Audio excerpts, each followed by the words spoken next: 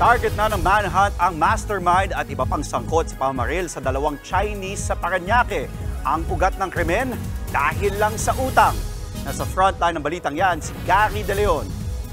Sa kuwang ito ng CCTV noong June 15, makikitang naglalakad sa hallway ng isang residential building sa Parañaque ang apat na lalaking yan. Kabilang sila sa 6 na sospek sa pamamaril sa dalawang Chinese dahil umano sa utang.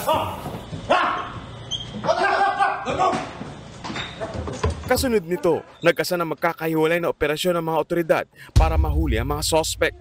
Naaresto ang 2 sa kanila sa Pasay, 2 sa Parañaque at 1 sa Pampanga. Sa isang bahay naman sa barangay San Isidro sa Parañaque, nalambat ang bodyguard na si alias Ken. Na-recover sa kanya ang isang baril at mga bala. Ayon sa mga pulis, 5 sa 6 na sospek ay pawang mga Chinese national, habang Pinoy naman ang bodyguard na si alias Ken. Bukod sa kanila, tinutugis din ang mastermind umano ng operasyon na si alias Bo, na dati na rin daw nahuli ng Southern Police District noong 2022. May 2 Pinoy pang driver at bodyguard ang kasama rin sa manhunt.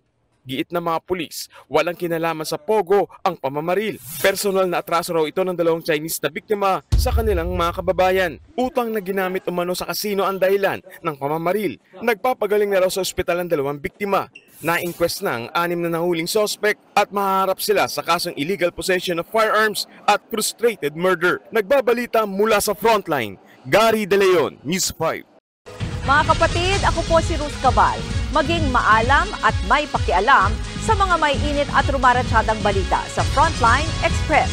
Para maging updated sa balitaan, mag-subscribe lang sa social media pages ng News 5.